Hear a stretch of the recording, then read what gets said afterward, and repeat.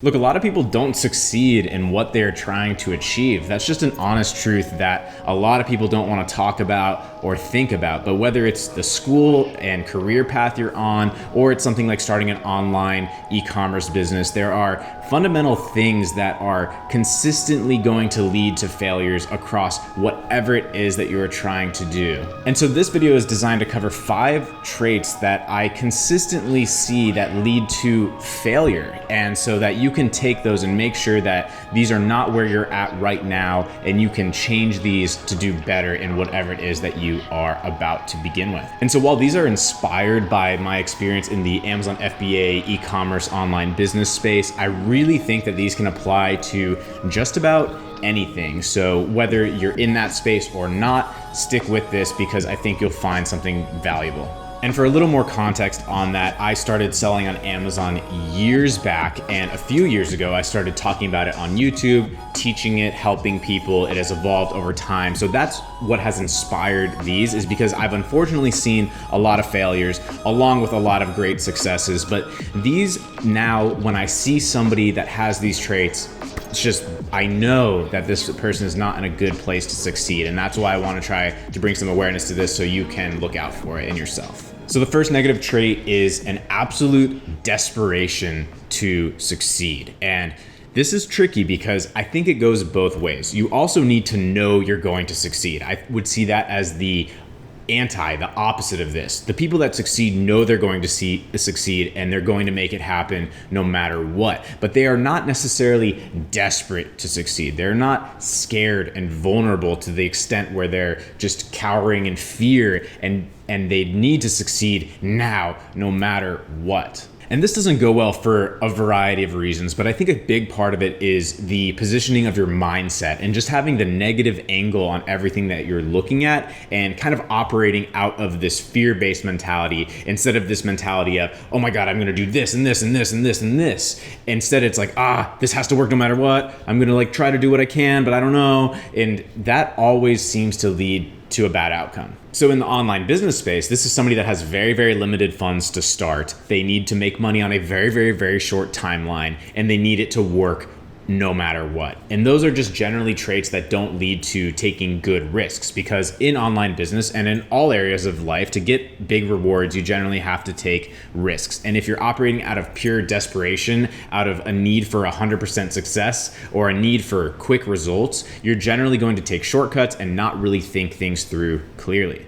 And I honestly also think that it leads to you just not thinking clearly and not making good decisions in the business or in whatever it is that you're trying to do, because you're operating out of this space of desperation and absolute urge to succeed no matter what. But again, this one's tricky because it's coupled by the need to, the people that do succeed know they're going to succeed no matter what. But I think it's one is positive and one is negative. Next reason for failure is being completely blinded by hype and not thinking about the risks at all. And as I say this, it makes me realize that these first 2 points really boil down to poor decision making. And in this context, it's that you're so blinded by the opportunity that you're no longer thinking clearly and weighing all of the potential risks and downsides. And you are so sure that it's going to be a success that you don't even hedge against what if it's not a success. And this usually looks like people over investing, being too confident,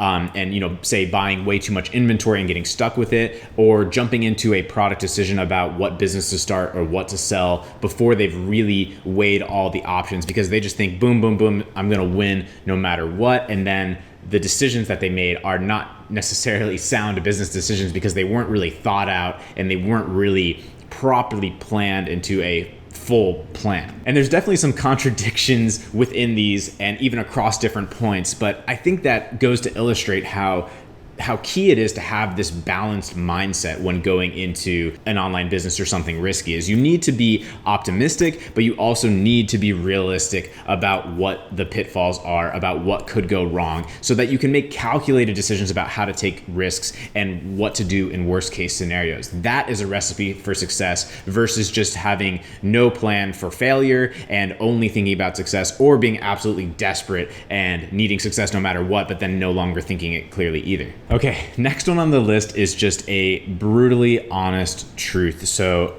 I apologize if this one strikes anybody the wrong way, but again, this is what I honestly see in who succeeds and who fails. And this is if you are somebody that needs help every step of the way with something. If you are somebody that needs to ask a question to do absolutely any step in any process, then I honestly do think your chances of failing are much, much, much higher than people that can, take some liberties and figure some things out themselves and just try it. So if you are asking people questions for things that are very readily Googleable, for example, then I don't think you necessarily are the type of person that is going to have the chops to be in the trenches and figure things out yourself and get you to a place of success. And the good news is I do think this is something that can be learned. I think that if you can make yourself really focus and really dive in, pretend it's like school again and you have an exam coming up, I think that this can be learned. But it absolutely does seem to be a common trait that the people that come to me with very basic questions that I can tell they just didn't think about it for 5 seconds, they didn't Google it, they didn't try to find the answer on their own,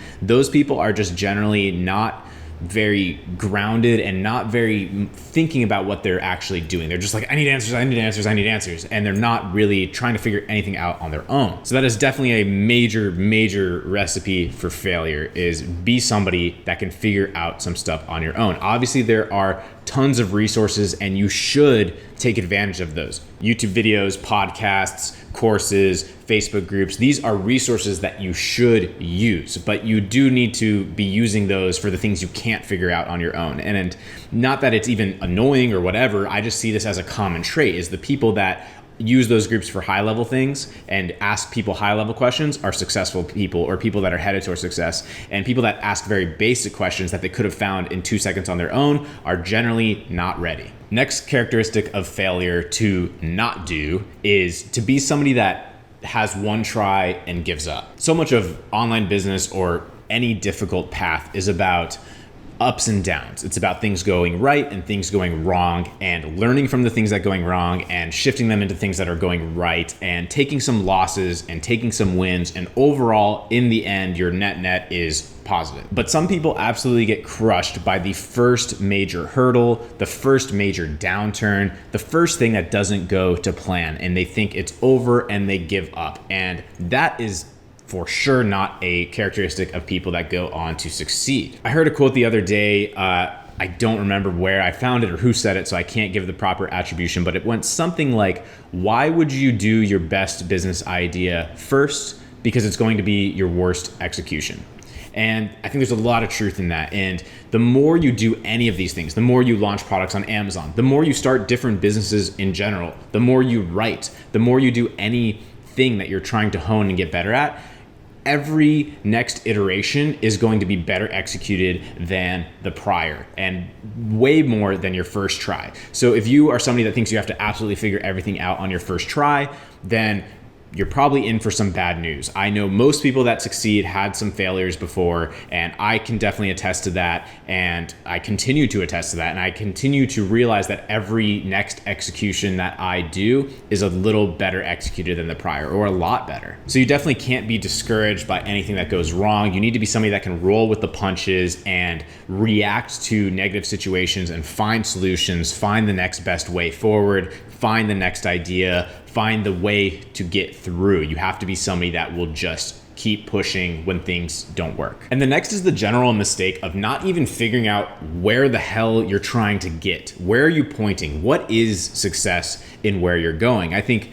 way too many people, and I've been guilty of this for sure, a lot of these, by the way, is, you can't just start doing stuff and just, I'm trying to make money, I'm trying to do this, like, without thinking about what success looks like and what you're trying to build. Are you trying to have a little side hustle? Are you trying to scale a multi-million-dollar business? What does success look like, and where are you trying to get? Because that will change the steps you're taking along the way to get there, but it will also change the drive that you have to get there. Because if you know why you want to get there, then that will make you a lot more ambitious, a lot more energetic to actually achieve that, than to just be like, I don't know, I'm just spending my life like this, I guess, for no reason at all. So figuring out why you're trying to do something, figuring out what exactly it is that you are trying to build and achieve is absolutely key. And this ties in with just rushing the process in general.